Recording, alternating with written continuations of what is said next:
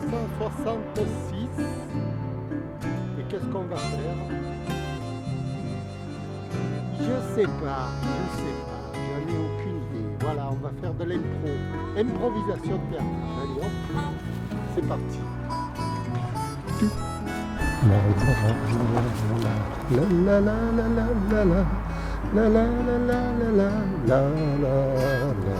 la la la. Bonsoir messieurs dames, alors nous sommes dans le cours 366 d'art dramatique et nous allons faire de l'improvisation théâtrale. On a dit de l'improvisation théâtrale. Oui, alors l'improvisation théâtrale, c'est une chose technique, très élaborée. Le commun des mortels ne peuvent pas faire de l'improvisation théâtrale sans faire de scénario, une mise en scène au préalable. Bon, quelquefois, dans une école d'improvisation théâtrale, on va vous dire allez-y, improvisez comme ça. Mais quand on va improviser comme ça, on va avoir des cassures, vous voyez, parce que notre esprit va se mettre à réfléchir, mais qu'est-ce qu'il faut que je fasse dans cette situation? Qu'est-ce qu'il faut que je réponde? Ça va s'échelonner comme ça en des mini-cassures de la scène qui rendent la scène disharmonieuse. On a l'impression que la scène ne découle pas comme ça d'un seul trait, vous voyez. Alors, pour avoir l'impression que la scène, elle se déroule d'un seul trait sans qu'il y ait aucune réflexion, aucune façon de réfléchir, il va falloir s'entraîner avant de faire la répétition, avant de faire l'improvisation. Curieusement, une improvisation théâtrale mérite un entraînement. D'ailleurs, les meilleurs improvisateurs en France qui font de l'improvisation théâtrale, ce sont ceux qui s'entraînent beaucoup et qui ont trouvé un personnage en eux, un personnage qui obéit à un certain drame, à un certain caractère. Ils arrivent à cerner, comme lorsque je faisais Likaku et Fernandel, je cernais leur personnalité et d'après leur personnalité, j'intégrais le personnage. Vous voyez ? Et l'improvisation théâtrale, c'est la même chose. On intègre un personnage qui nous habite, un personnage dont on imagine, un personnage un peu comme Louis de Funès quand il fait son personnage. Vous voyez, c'est une improvisation théâtrale d'après un caractère à qui il prête un personnage. C'est très important de penser à ça parce que ça va être le début de la mise en scène. La mise en scène ensuite elle va se passer, une fois qu'on a campé son personnage, on va avoir une gestuelle, une dynamique sur l'action qui va permettre de créer le drame, en quelque sorte, de réagir par rapport à un drame. Voilà. Pour l'instant, c'est ce que j'avais à dire. On va voir un peu si j'en rajoute un peu dans 2 minutes. Je reviens. Voilà, je reviens.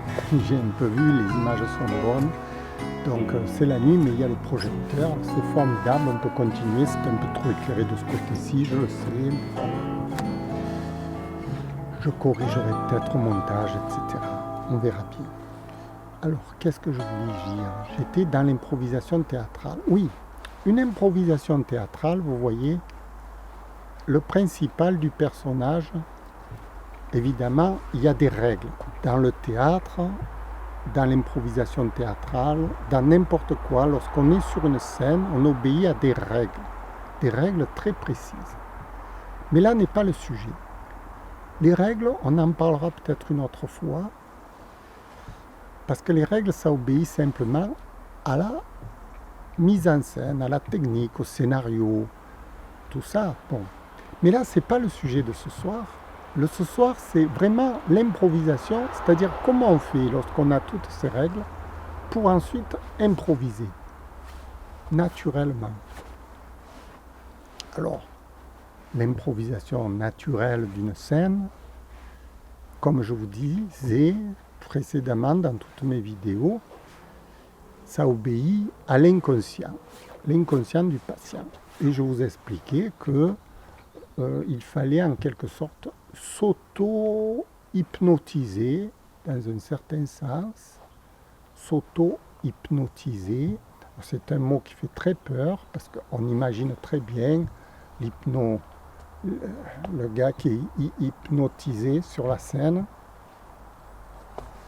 qui réagit sans savoir ce qu'il fait. C'est une caricature, mais ça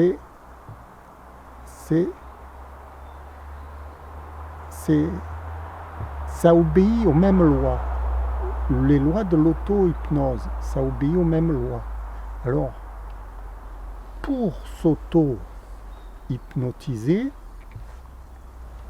malheur, parce que là on va toucher à des mécanismes très sophistiqués. Je dis malheur parce que beaucoup de personnes s'auto-hypnosent dans la vie de tous les jours et ils n'arrivent malheureusement à des choses dramatiques sans le savoir. Le monde est rempli de gens qui font des bêtises, quoi, en quelque sorte. En permanence, les gens font des bêtises parce qu'ils ne savent pas s'auto-hypnotiser de façon correcte. Parce que gérer son mental obéit aussi à des lois physiques, de la physique kantienne, en fait, de la physique, vraiment de la physique. C'est pour ça qu'il faut connaître ces lois avant de s'auto-hypnotiser. Et là, ça va être très, très, très complexe à mettre en œuvre parce qu'il va falloir faire une recherche personnelle sur ce qui fait que l'action humaine devient rentable.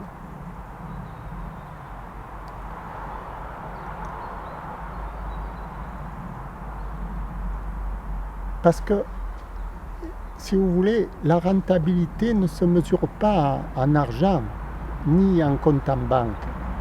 La rentabilité se mesure dans la façon dont vous réalisez vos actes et dans la façon dont ces actes se réalisent.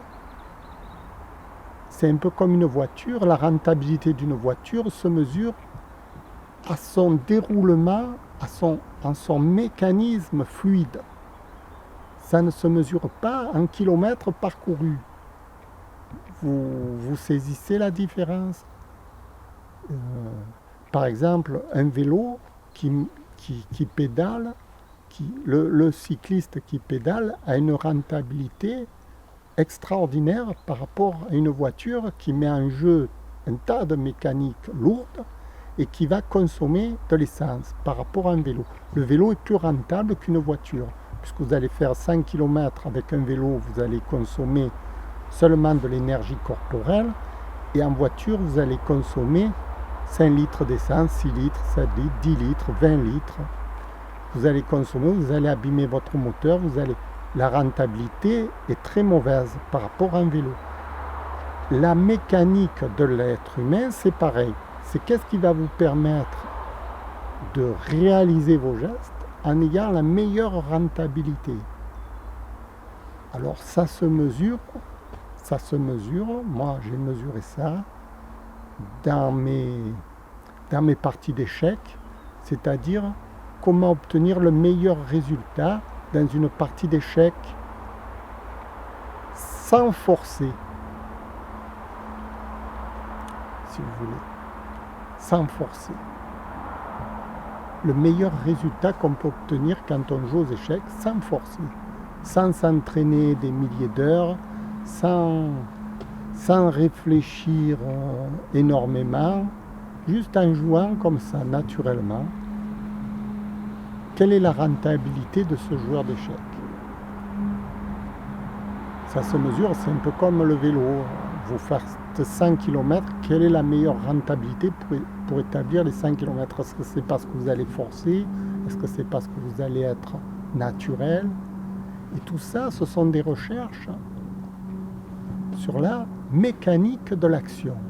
C'est très important tout ça parce que ça Si vous découvrez quelle est la meilleure rentabilité pour vous-même de votre action, vous allez ensuite improviser cette action sur la scène du théâtre, et cette action improvisée va être fabuleuse parce qu'elle va obéir à le moins d'efforts possible, et vous avez l'impression de jouer la comédie sans aucun effort, tout soit naturel, tout coule de source. Vous n'avez pas gaspillé parce que vous connaissez les mécanismes de la rentabilité humaine. Et ça, on n'en parle jamais, de la rentabilité humaine. Qu'est-ce qui fait qu'une action sur la Terre est rentable et une autre n'est pas rentable? Il faut comprendre ces choses-là. C'est très important parce que nous sommes dans un monde de compétition permanente où la rentabilité humaine est en jeu. Dans un stade de football, par exemple, un joueur de football, quelle est la meilleure rentabilité du joueur de football quand il joue sur le terrain? Ça obéit aux mêmes lois, aux lois de l'improvisation théâtrale. Et un acteur, quand il joue sur scène, il a une rentabilité. Une rentabilité par rapport à la prestation qu'il donne, quels vont être ses résultats, si vous voulez.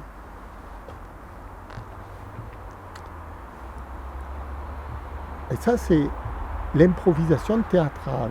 Ça rentre en jeu, c'est-à-dire que quand vous improvisez, par exemple, vous voulez improviser une scène de théâtre, vous allez commencer à réfléchir, qu'est-ce qu'il faut que je fasse, comment il faut que je joue, est-ce qu'il faut que je crie fort, est-ce qu'il faut que je parle doucement, est-ce qu'il faut... Vous avez des tas de questions qui viennent dans votre tête, c'est parce que vous n'avez aucune rentabilité. C'est-à-dire que vous ne savez pas exploiter votre capital humain pour jouer cette scène. Vous ne savez pas. Donc vous vous posez des questions. Le but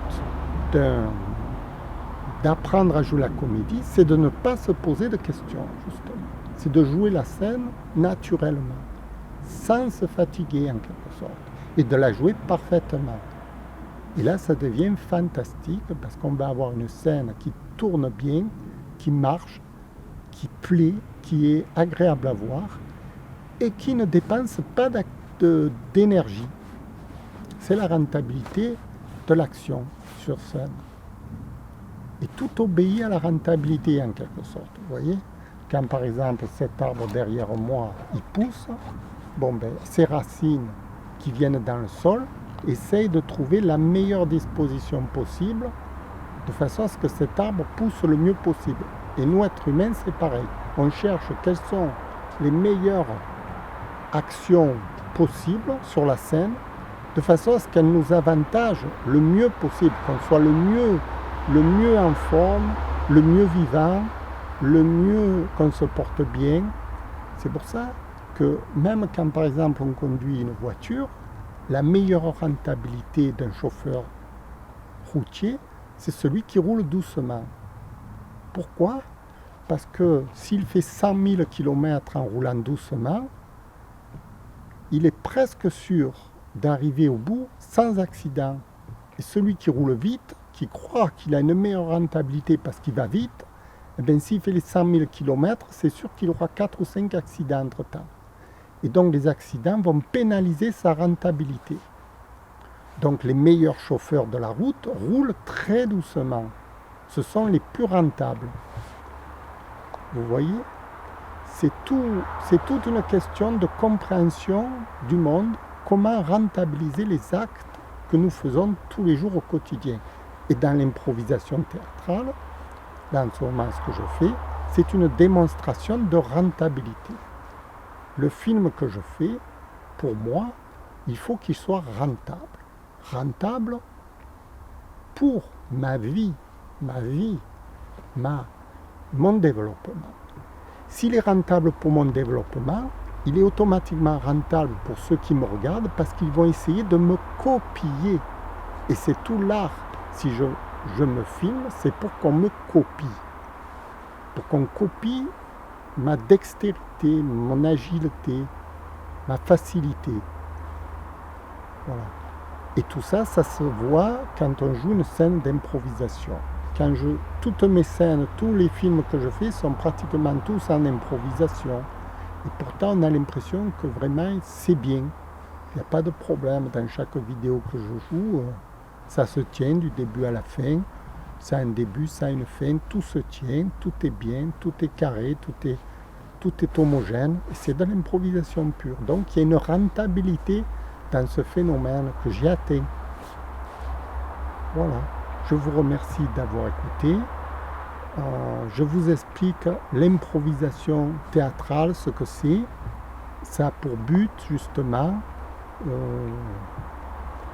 de mesurer la facilité, l'aisance de l'acteur sur la scène. Voilà. Je vous remercie beaucoup d'avoir écouté. J'espère que c'est instructif. Merci, au revoir.